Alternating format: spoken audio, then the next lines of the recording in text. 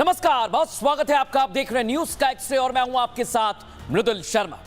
आज आपको बताऊंगा राहुल गांधी और आज की सबसे बड़ी खबर आपको बता रहा हूं। देखिए जरा ये कैसी लड़ाई चल रही है, कैसे एक दूसरे को फंसाया जा रहा है, कैसे मुंगेरी लाल के हसीन सपने देखे जा रहे हैं। इन तीनों को आप देखिए। एक तरफ है राहुल गांधी, नाना पटोले, वो कह रहे हैं ये कुर्सी सीएम की मेरी है। दूसरी तरफ है शरद पवार, सुप्रिया सुले, वो कह रहे हैं कि ये कुर्सी तो हमारी है भाई, हमें दे दो। और तीसरी तरफ है उद्धव ठाकरे और आदित्य ठाकरे, वो कह रहे हैं कि हम इस बार बैठ के ही रहेंगे। एक बार बैठ चुके लेकिन इस बार तो ये कुर्सी हमारी है। लेकिन महाराष्ट्र की जनता ने क्या फैसला दिया है, इसका इंतजार भी नहीं कर रहे हैं लोग और कह रहे हैं मेरी कुर्सी, मेरी कुर्सी, मेरी कुर्सी। लेकिन ये कुर्सी की लड़ाई दर्शकों ऐसी वैसी लड़ाई नहीं है, ये लड़ाई बड़ी पुरानी है और आज इसकी पूरी एक्सरे रिपोर्ट में आपके सामने रखने वाला हूं। महाराष्ट्र विधानसभा चुनाव के लिए मतदान के साथ ही विपक्षी गठबंधन एमवीए में एक बार फिर टूट की खबरें सामने आने लगी है दर्शकों। हवा में कोई बात नहीं कह रहा। महाविकास आघाड़ी में शामिल सभी सियासी पार्टियां नतीजों से पहले ही अलग अलग रास्ते पकड़ती हुई नजर आ रही हैं। राग तो ये राजनीतिक दल एमवीए के जीतने का लाभ रहे हैं दर्शकों, लेकिन जब बात सीएम फेस की आती है तो सब अपना अपना दावा ठोकते हैं। रिजल्ट आने में, नतीजे आने में अभी वक्त है, किसी को नहीं पता क्या होगा। लेकिन उससे पहले सीएम की कुर्सी पर आघाड़ी का हर दल अपनी पैठ जमाना चाहता है। देख लीजिए आप ये तीनों दल सामने। कौन जीतेगा, कौन हारेगा, ये तो उनके लिए जैसे बाद की बात होगी कि देखा जाएगा। पहले कुर्सी की बात करो। महाविकास आघाड़ी में फूट की ये चिंगारी कहां से उठी है, उसके लिए महाराष्ट्र कांग्रेस अध्यक्ष नाना पटोले का बयान आपको सुनना चाहिए, फिर बताएंगे कि आगे क्या क्या हो रहा है। देखिए सर, महाराष्ट्र में कांग्रेस की लीडरशिप में ही सरकार महाविकास आघाड़ी की बनेगी।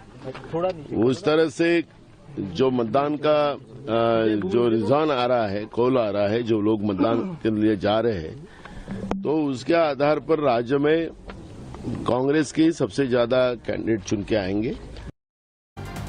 सुना आपने, नाना पटोले जोर इसी बात पर दे रहे हैं कि कांग्रेस के ज्यादातर उम्मीदवार इस चुनाव में जीतने वाले हैं।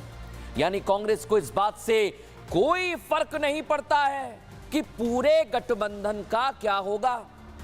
फर्क किसका पड़ता है दर्शक, इस बात का कि कांग्रेस के ज्यादातर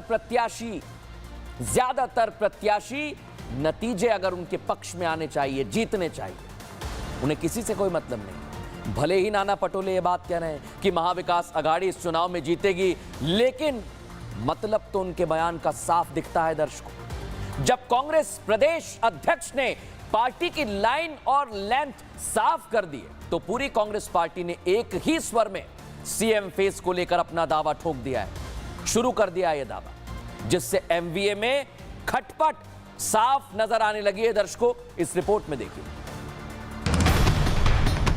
राज्य में कांग्रेस की सबसे ज्यादा कैंडिडेट चुन के आएंगे। तो निश्चित रूप से कांग्रेस पार्टी का मुख्यमंत्री यहाँ बनना चाहिए। राहुल जी और तीनों पार्टी के नेता बैठ के उसके ये करेंगे। महाराष्ट्र में कांग्रेस के सभी नेताओं के बयानों को सुनकर तो यह साफ हो जाता है कि कांग्रेस महाविकास आघाड़ी में शामिल सभी पार्टियों के साथ मिलकर आगे का सफर तय करने को तैयार नहीं है। जैसे तैसे एमवीए के सियासी दलों ने चुनाव तो लड़ लिया, प्रचार प्रसार भी पूरा किया, वोटिंग भी हो गई, लेकिन जब बात सीएम कैंडिडेट की आई तो कांग्रेस के बगावती स्वर एक बार फिर बुलंद होते दिख रहे हैं। कि अगर हमारी पार्टी बड़ी है तो निश्चित रूप से कांग्रेस पार्टी का मुख्यमंत्री यहाँ बनना चाहिए और लोग इंतजार कर रहे कि कांग्रेस का मुख्यमंत्री आए और कांग्रेस का मुख्यमंत्री बने। कांग्रेस नेता नितिन राउत ने तो साफ कह दिया कि मुख्यमंत्री बनना तो कांग्रेस का ही चाहिए और इसके लिए वो उद्धव ठाकरे को पुराना वक्त याद दिला रहे हैं। को महाराष्ट्र में बता रहा था कि चुनाव के दौरान महाविकास आघाड़ी में कैसी खटपट चल रही है। लेकिन यह खटपट पहली बार सामने नहीं आई है।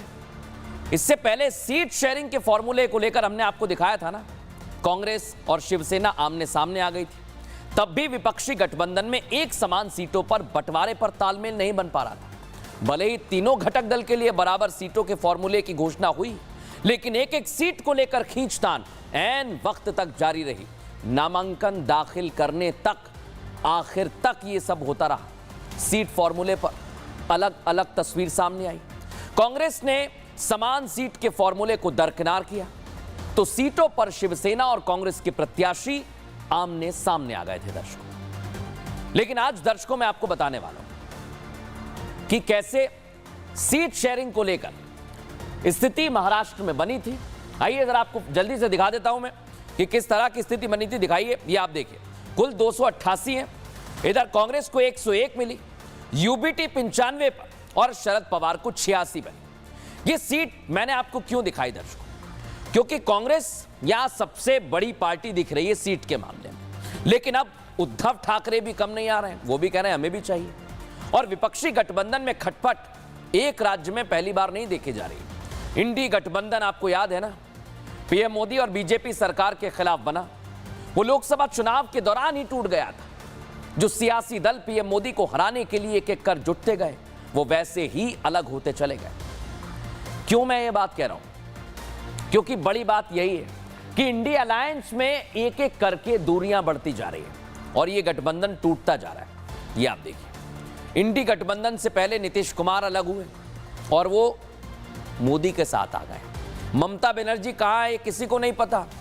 एनडीए का दामन नीतीश तो थाम चुके हैं, लेकिन ममता बनर्जी इंडी से अलग चुनाव लड़ी और उन्होंने बता दिया कि बंगाल में उनकी पैठ है। लेकिन आप सोचिए, एक तरफ एनडीए है जो एकजुट होकर विकास के मुद्दे पर लड़ रही है, पीएम मोदी के चेहरे पर चुनाव लड़ रहे हैं, और इस चुनाव में जनता ने एनडीए को वोट भी दिया और पीएम मोदी ही तीसरी बार प्रधानमंत्री बन गए। लेकिन बात महाराष्ट्र की दर्शकों, महाराष्ट्र विधानसभा चुनाव में महाविकास आघाड़ी में खटपट हो रही है, बता रहा हूं आपको। और इधर महायुति दावा ठोक रही है कि महाराष्ट्र में सरकार तो उनकी बनने वाली है। उद्धव शरद पवार कुछ नहीं कर पाएंगे, नाना पटोले भी हार जाएंगे, तो महाविकास आघाड़ी से मुख्यमंत्री बनने का सवाल ही पैदा नहीं होता। अब महायुति की तरफ से साफ कर दिया कि कांग्रेस के नेता मुंगेरी लाल के हसीन सपने देख रहे हैं। कुर्सी का सपना जो मैंने शुरू में दिखाया, मेरी कुर्सी, और गहरी नींद में सो गए। विपक्षी गठबंधन की खटपट अब एक बार फिर घर के बाहर से दिखाई देने लगी है। कैसी, दिखाते हैं आपको।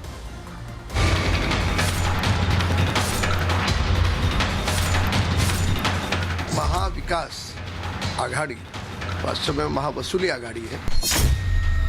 उन्होंने लोगों को भ्रमित करके मूर्ख बनाने का प्रयास किया था। बड़ी जीत के साथ हम लोग सरकार बनाने जा रहे हैं। मुंगेरी लाल के हसीन सपने देख रहे हैं कांग्रेस पार्टी।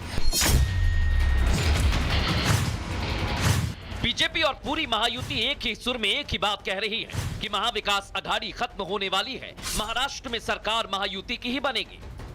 कोई कांटे की टक्कर नहीं, बड़ा स्पष्ट और मजबूत बहुमत लेकर महायुति सरकार स्थापित करेगी। और महायुति में मुख्यमंत्री पद को लेकर के कोई विवाद नहीं है, पूर्णतः संवाद है और तीनों दल के शीर्ष नेता इस पर निर्णय करेंगे। महायुति के बयान ही इनकी एकता, जनता और राज्य के लिए उनकी निष्ठा की कहानी बयां कर रहे हैं।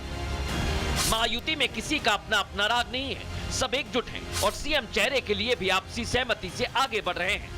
बड़ी जीत के साथ हम लोग सरकार बनाने जा रहे हैं, इसमें कहीं कोई संदेह नहीं है। महायुति महाआघाड़ी गठबंधन को उदाहरण के साथ फेल गठबंधन करार दे रही है। मुंगेरी लाल के हसीन सपने देख रहे हैं Congress party. During the seat sharing also, during calendar election also, they were represented between India Alliance. India Alliance is a failed alliance and it can't give leadership to Maharashtra. अब एमवीए के दल मुंगेरी लाल के हसीन सपने कब तक देखेंगे ये तो कहना मुश्किल है, लेकिन इतना जरूर है कि उनकी नींद 23 नवंबर को नतीजे देखकर टूटनी चाहिए। खैर, नतीजे क्या होंगे इसके लिए कुछ घंटों का इंतजार अभी बाकी है। इंतजार तो है दर्शकों। महाराष्ट्र विधानसभा में वोटर्स को अपनी तरफ खींचने के लिए जो सियासी हलचल चल रही थी, अब वो सब थम गई है। लेकिन दो गठबंधन की लड़ाई और चुनावी नैरेटिव ने वोटर्स को मतदान करने के लिए मजबूर किया। इसलिए तो सियासी दलों की मेहनत वोटिंग प्रतिशत से सामने आ गई, क्योंकि बीते 30 सालों में इस बार रिकॉर्ड वोटिंग हुई। और मैंने आपसे शुरुआत में कहा था कि मैं आज आपको एक एक चीज बताने वाला हूं कि क्या फैक्चुअल है, क्यों ये दावे कर रहे हैं, क्यों ये सपने देख रहे हैं। तो सुन लीजिए, चुनाव आयोग की तरफ से इस बार 65.1% वोटर्स ने मतदान किया है, आंकड़ा आया है। दोनों पक्षों के लिए वोटर घर से बाहर निकले। 2024 के विधानसभा चुनाव में बम्पर वोटिंग के कारण राज्य की 100 विधानसभा सीटों पर करीब मुकाबला है। और करीबी मुकाबले की संभावना इसलिए बन गई है क्योंकि लोकसभा चुनाव में भी महाराष्ट्र के वोटर्स ने जमकर मतदान किया था और इसका फायदा महाविकास अघाड़ी को कुछ सीटों पर मिला। 1995 में भी दर्शकों राज्य में रिकॉर्ड 71.69% मतदान। तब महाराष्ट्र में पहली बार गैर कांग्रेसी शिवसेना बीजेपी गठबंधन की सरकार बनी थी। लेकिन आप सोचिए दर्शकों, इसी वजह से ये जो वोटिंग परसेंटेज मैंने आपको दिखाया ना, इसलिए बीजेपी दावा कर रही है कि 1995 की तरह इस बार भी महाराष्ट्र में महायुति की सरकार बनेगी और जो ख्वाब देख रहे हैं सीएम बनने का वो टूट जाएगा, क्योंकि इस बार बम्पर वोटिंग हुई। इसका फायदा बीजेपी को मिलेगा। सुनिए जरा देवेंद्र फडणवीस इस पर क्या कह रहे हैं। जब जब वोटिंग परसेंटेज बढ़ता है तो बीजेपी को ही उसका फायदा होता है। तो मैं ऐसा मानता हूँ कि निश्चित रूप से ये जो बढ़ा हुआ वोटिंग परसेंटेज है, ये बीजेपी और हमारे अलायंस के लिए, महायुति के लिए ये फायदा हमको देगा और इसका फायदा हमको होगा। दर्शकों, इस बार बम्पर वोटिंग हुई है और महायुति के महाराष्ट्र में जीत के अनुमान का एक और फैक्टर सामने आ गया है, वो है योगी आदित्यनाथ। योगी आदित्यनाथ महाराष्ट्र चुनाव में पहुंचे, चुनाव प्रचार किया, बटेंगे तो कटेंगे का नारा यहां भी दिया, जिस पर सियासत भी हुई और इस नारे पर महाराष्ट्र की पूरी राजनीति टिकी रही। हरियाणा आपको चुनाव याद है ना, ये नारा वहां हिट रहा। क्या महाराष्ट्र में भी हिट होगा? रिपोर्ट आपको दिखाता हूं।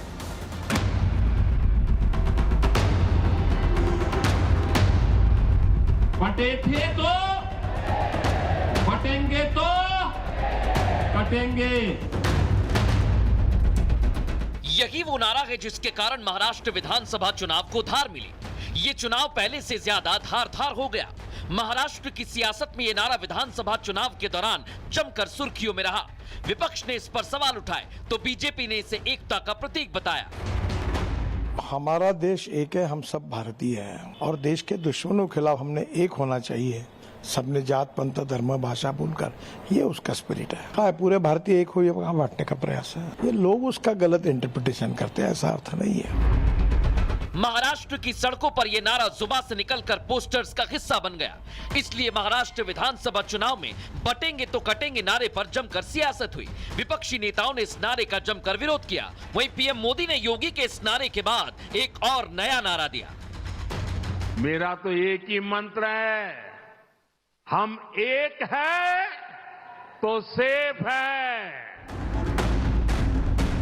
बटेंगे तो कटेंगे ही वो नारा था जिसने हरियाणा विधानसभा चुनाव के दौरान सभी एग्जिट पोल को फेल किया था। लेकिन इस बार महाराष्ट्र विधानसभा चुनाव में जो एग्जिट पोल सामने आए हैं, वो महाराष्ट्र में सीधे सीधे महायुति की सरकार बनाते दिख रहे हैं, जिसका श्रेय मोदी योगी के नारे को दिया जा रहा है।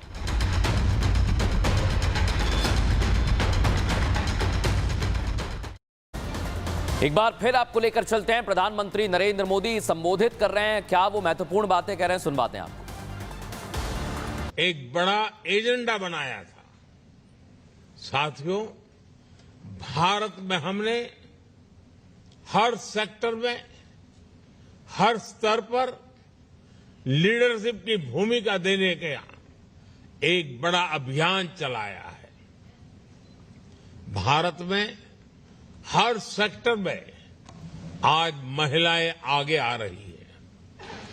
पूरी दुनिया में जितने पायलट्स हैं, उनमें से सिर्फ 5% महिलाएं हैं, जबकि भारत में जितने पायलट्स हैं, उनमें से 15% महिलाएं हैं। 15%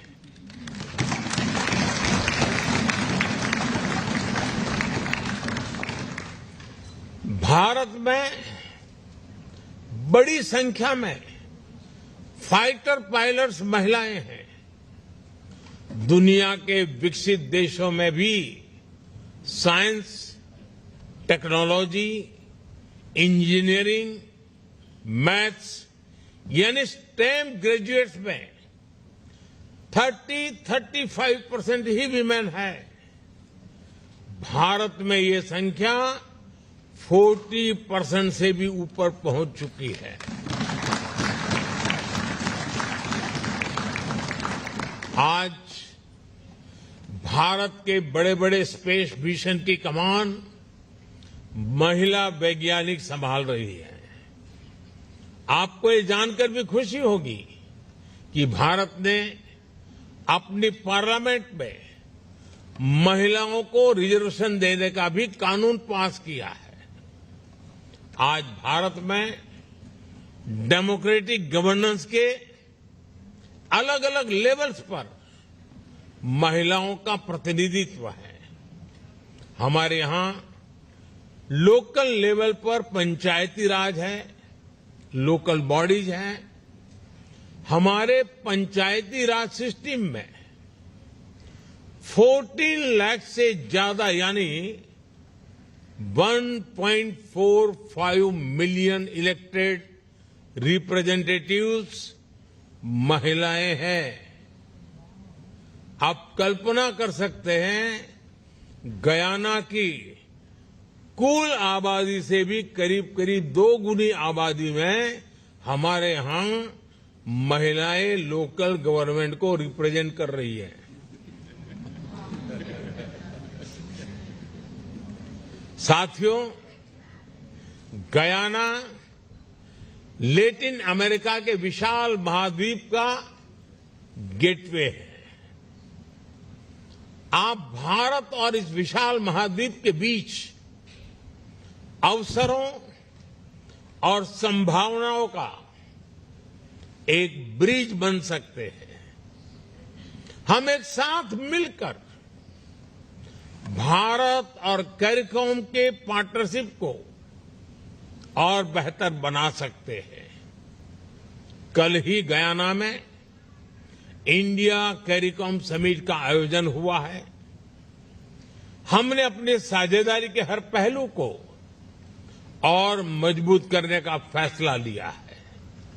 साथियों, गयाना के विकास के लिए भी भारत हर संभव सहयोग दे रहा है।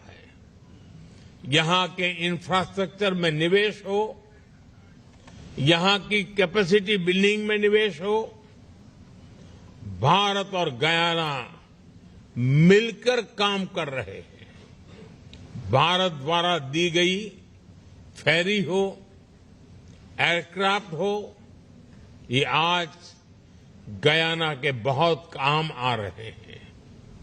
रिन्यूएबल एनर्जी के सेक्टर में, सोलर पावर के क्षेत्र में भी भारत बड़ी मदद कर रहा है। आपने T20 क्रिकेट वर्ल्ड कप का शानदार आयोजन किया है। भारत को खुशी है कि स्टेडियम के निर्माण में हम भी सहयोग दे पाए। साथियों, डेवलपमेंट